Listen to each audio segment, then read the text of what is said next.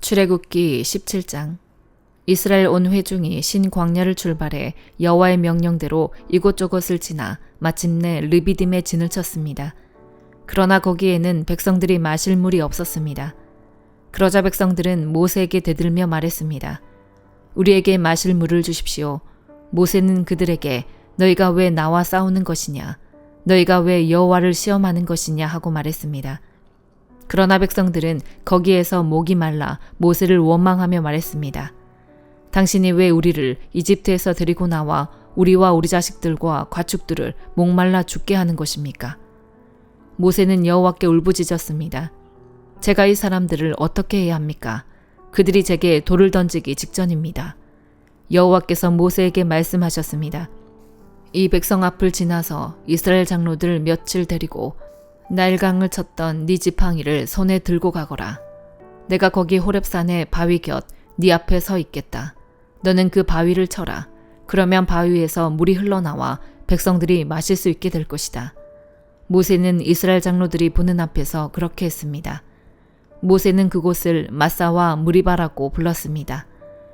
이는 이스라엘 백성들이 다투었기 때문이며 또한 그들이 여호와께서 우리 가운데 계시는가 안 계시는가 라고 하면서 여호와를 시험했기 때문이었습니다. 그때 아말렉 사람들이 와서 르비딤에 있는 이스라엘 백성을 공격했습니다. 모세는 여호수아에게 말했습니다. 우리들 가운데 얼마를 선발해 나가서 아말렉과 싸워라. 나는 내일 하나님의 지팡이를 손에 들고 언덕 꼭대기에 서 있겠다. 그리하여 여호수아는 모세의 명령대로 아말렉 사람들과 싸웠습니다. 모세와 아론과 훌은 언덕 꼭대기로 갔습니다.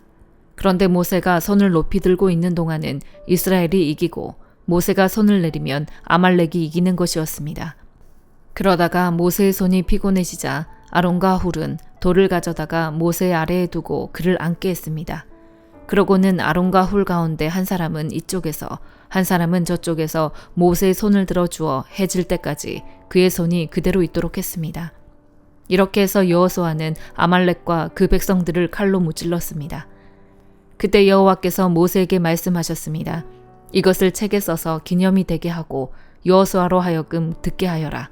내가 하늘 아래에서 아말렉에 대한 기억을 모조리 없애버릴 것이다. 모세가 제단을 쌓고 여호와 니시라고 부르며 말했습니다. 여호와께서 대대로 아말렉을 대적해 싸우시겠다고 맹세하셨다. 누가복음 20장. 예수께서 성전에서 사람들을 가르치며 복음을 전하고 계실 때에 대제사장들과 율법학자들이 장로들과 함께 예수께 다가와 말했습니다. 당신이 무슨 권세로 이런 일을 하는 것인지 말해보시오. 누가 이런 권세를 주었소? 예수께서 대답하셨습니다. 나도 한 가지 물어보겠으니 내게 말하라. 요한의 세례가 하늘로부터 왔느냐 아니면 사람으로부터 왔느냐? 그들은 서로 의논하며 말했습니다. 만약 우리가 하늘로부터 왔다고 하면 예수가 그러면 왜 그를 믿지 않았느냐고 할 것이고 사람으로부터 왔다고 하면 요한을 예언자라고 믿는 모든 백성들이 우리에게 돌을 던질 것이다. 그래서 그들은 대답했습니다. 어디로부터 왔는지 우리는 모르겠소. 예수께서 대답하셨습니다. 그렇다면 나도 무슨 권세로 이런 일을 하는지 너희에게 말하지 않겠다. 예수께서는 사람들에게 이런 비유를 들려주셨습니다. 어떤 사람이 포도원을 만들어 농부들에게 세를 주고 오랫동안 떠나 있었다. 포도를 수확할 때가 되자 그는 종을 농부들에게 보내 열매 소출의 얼마를 받아오라고 했다. 그러나 농부들은 그를 때리고 빈손으로 보내버렸다. 주인은 다른 종을 보냈다. 그러나 그들은 그 종도 때리고 모욕하고 빈손으로 돌려보냈다. 주인은 세 번째 종을 보냈지만 농부들은 그 종마저 상처를 입혀 쫓아보냈다. 그러자 포도원 주인이 말했다. 이제 어떻게 할까? 사랑하는 내 아들을 보내야겠다. 아마도 내 아들은 존중하겠지. 그러나 농부들은 그를 보자 서로 의논하며 말했다. 이 사람은 상속자니 그를 죽이자. 그러면 그 유산이 우리 것이 될 것이다. 이렇게 해서 그들은 아들을 포도원 밖으로 끌어내 죽였다. 그렇다면 이 포도원 주인은 그들에게 어떻게 하겠느냐? 주인이 와서 그 농부들을 죽이고 포도원을 다른 농부들에게 줄 것이다. 사람들은 이 이야기를 듣고 말했습니다. 이런 일은 절대 없었으면 좋겠습니다. 예수께서는 그들을 똑바로 쳐다보고 말씀하셨습니다. 그렇다면 건축자들이 버린 돌이 모퉁이의 머릿돌이 됐다라고 기록된 말씀이 무슨 뜻이겠느냐? 누구든지 이 돌 위에 떨어지는 사람마다 부서질 것이며 이 돌이 어느 사람 위에 떨어지든지 맞는 사람은 가루가 되고 말 것이다. 율법학자들과 대제사장들은 이 비유가 자기들을 가리켜 하시는 말씀인 것을 알고 당장 예수를 체포할 방도를 모색했습니다. 그러나 그들은 백성들을 두려워했습니다. 기회를 엿보던 그들은 첩자들을 보내어 의로운 사람들인 채 행동하도록 했습니다. 그리고 예수의 말씀에 트집을 잡아 결국 권력 있는 총독에게 넘겨주려는 속셈이었습니다. 첩자들이 예수께 물었습니다. 선생님의 말씀과 가르침이 옳은 줄 저희가 압니다. 또 사람을 겉모습으로 판단하지 않고 언제나 진리에 따라 하나님의 길을 가르치시는 것도 압니다. 저희가 가이사에게 세금을 내는 것이 옳습니까? 옳지 않습니까? 예수께서 그들의 겉과 속이 다름을 꿰뚫어 보고 말씀하셨습니다. 데나리온을 나에게 보여다오. 동전에 있는 얼굴과 새겨진 글자가 누구의 것이냐? 그들은 가이사의 것입니다. 라고 대답했습니다. 예수께서 그들에게 말씀하셨습니다. 그렇다면 가이사의 것은 가이사에게 바치고 하나님의 것은 하나님께 바치라. 그들은 사람들 앞에서 예수의 말씀에 트집을 잡을 수 없었습니다. 오히려 예수의 대답에 놀라 말문이 막혀버렸습니다. 부활이란 없다고 말하는 어떤 사두개파 사람들이 찾아와 예수께 질문했습니다. 그들이 말했습니다. 선생님, 모세 기록에 따르면 형이 자식 없이 아내를 두고 죽으면 그 동생이 과부가 된 형수와 결혼해 형 대신 자식을 낳아야 한다라고 했습니다. 그런데 7 형제가 있었습니다. 첫째가 아내를 얻어서 살다가 자식 없이 죽었습니다.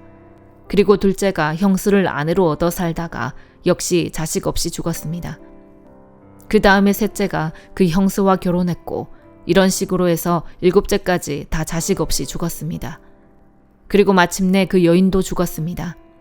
그렇다면 7 형제가 모두 이 여인과 결혼했으니 부활 때 이 여인은 누구의 아내가 되는 것입니까? 예수께서 대답하셨습니다. 이 세상 사람들은 시집가고 장가간다. 그러나 저 세상과 죽은 사람 가운데 부활에 합당하다고 여겨지는 사람들은 시집도 가지 않고 장가도 가지 않을 것이다. 그들은 천사들과 같아 다시는 죽는 일도 없다. 그들은 부활의 자녀이므로 하나님의 자녀인 것이다. 모세도 가시떨기 나무를 언급하는 곳에서 죽은 사람들이 살아나는 것을 보여주었다. 그는 주를 아브라함의 하나님, 이삭의 하나님, 야곱의 하나님이라고 부르고 있다. 하나님께서는 죽은 사람들의 하나님이 아니라 살아있는 사람들의 하나님이시기 때문이다. 모든 사람이 하나님께는 살아있다. 몇몇 율법학자들이 말했습니다. 선생님, 옳은 말씀입니다. 그들은 감히 예수께 더 이상 질문할 엄두를 내지 못했습니다.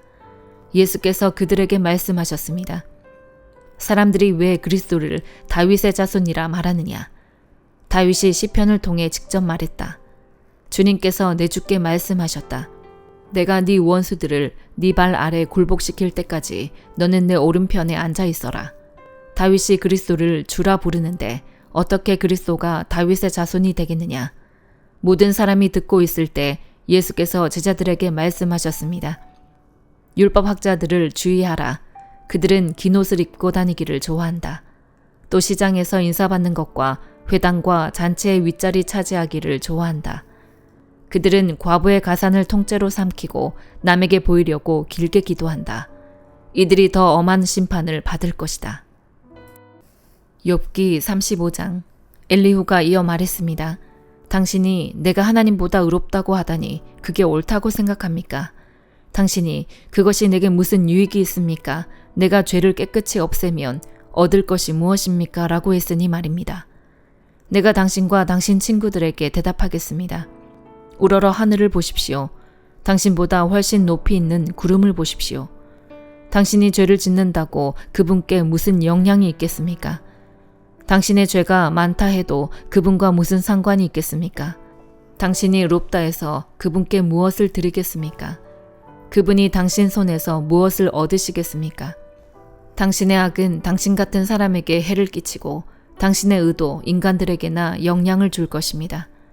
사람들은 억압이 심해지면 울부짖게 되며 힘있는 사람들의 팔에 눌려서 부르짖습니다. 그러나 아무도 나를 지으신 하나님이 어디 계시냐, 밤에 노래하게 하시고 땅의 짐승들보다 우리에게 더 많은 것을 가르쳐 주시며 우리를 공중의 새들보다 더 지혜롭게 하시는 분이 어디 계시냐라고 말하지 않습니다. 그들이 거기에서 부르짖어도 아무 대답이 없는 것은 악한 사람들의 교만 때문입니다. 그들의 헛된 간구를 하나님께서 듣지 않으시고 전능하신 분께서 주목하지 않으시는 것입니다. 당신이 그분을 뵐 수 없다고 할지라도 그분 앞에 심판이 놓여 있으니 당신은 그를 기다리십시오. 하나님은 벌을 주시지 않으시며 죄를 짓는다 해도 별로 관심을 가지지 않으신다고 생각하시지요. 그러니 당신 욥이 입을 열어 헛된 말을 하고 알지도 못하는 말을 자꾸 하는 것입니다. 고린도후서 5장. 우리는 땅 위에 있는 우리의 장막집이 무너지면 하나님께서 지으신 집, 곧 손으로 지은 것이 아닌 하늘에 있는 영원한 집이 우리에게 있는 것을 알고 있습니다. 우리는 하늘로부터 오는 우리의 집으로 덧입기를 간절히 사모하며 이 장막집에서 탄식하고 있습니다. 만일 우리가 이 장막을 벗을지라도 벗은 사람들로 발견되지 않을 것입니다. 우리는 이 장막에 살면서 무거운 짐을 지고 탄식하고 있습니다. 우리는 이 장막을 벗고자 하는 것이 아니라 그 위에 덧입고자 하는 것입니다. 이는 죽을 것이 생명에게 삼켜지게 하려는 것입니다. 우리를 위해 이것을 이뤄주시고 우리에게 성령이라는 보증을 주신 분은 하나님이십니다. 그러므로 우리는 항상 담대합니다. 우리가 몸 안에 거하는 동안에는 주에게서 떠나 따로 거한다는 것을 압니다. 우리는 믿음으로 행하고 보는 것으로 행하지 않습니다. 우리가 담대하게 원하는 것은 차라리 몸을 떠나 주와 함께 거하는 것입니다. 그러므로 우리가 몸 안에 있든지 몸을 떠나 있든지 주를 기쁘게 하려고 힘씁니다. 우리 모두가 그리스도의 심판대 앞에 드러나야 하기 때문입니다. 그 결과 각기 선악간에 몸으로 행한 것에 대해 보응을 받게 될 것입니다. 그러므로 우리는 주께서 두려운 분이심을 알므로 사람들에게 권면합니다. 우리는 이미 하나님 앞에 드러나 있습니다. 나는 여러분의 양심에도 우리가 그렇게 드러나 있기를 바랍니다. 그렇다고 우리가 또다시 여러분에게 우리를 추천하려는 것이 아닙니다. 도리어 우리는 여러분에게 우리 때문에 자랑할 기회를 주려는 것입니다. 이는 마음으로 하지 않고 외모로 자랑하는 사람들에게 여러분이 대답할 말을 가지도록 하려는 것입니다. 우리가 미쳤어도 하나님을 위한 것이요 정신이 온전해도 여러분을 위한 것입니다. 그리스도의 사랑이 우리를 강권하십니다. 우리가 확신하건대 한 사람이 모든 사람을 대신해 죽었으니 모든 사람이 죽은 것입니다. 그분이 모든 사람을 대신해 죽으신 것은 산 사람들로 더 이상 자신을 위해 살지 않고 자신을 대신해 죽었다가 살아나신 그분을 위해 살게 하시려는 것입니다. 그러므로 이제부터는 우리가 아무도 육체를 따라 알려고 하지 않습니다. 전에는 우리가 그리스도를 육체를 따라 알았으나 이제는 더 이상 그렇게 알지 않습니다. 그러므로 누구든지 그리스도 안에 있으면 새로운 피조물입니다. 옛것은 지나갔으니 보십시오. 새 것이 됐습니다. 모든 것은 하나님께로부터 왔습니다. 하나님은 그리스도를 통해서 우리를 그분과 화목하게 하시고 또한 우리에게 화목하게 하는 직분을 맡겨주셨습니다. 곧 하나님께서는 사람들의 죄를 그들에게 돌리지 않으시고 세상을 그리스도 안에서 그분과 화목하게 하셨으며 또한 우리에게 화목하게 하는 말씀을 맡겨주신 것입니다. 그러므로 우리는 그리스도를 대신하는 사절이 돼 하나님께서 우리를 통해서 권면하시는 것 같이 그리스도를 대신해 여러분에게 간곡히 부탁합니다. 여러분은 하나님과 화목하십시오. 하나님께서는 죄를 알지도 못하신 분에게 우리 대신 죄를 짊어지게 하셨습니다. 이는 우리로 그리스도 안에서 하나님의 의가 되게 하시려는 것입니다. 아멘.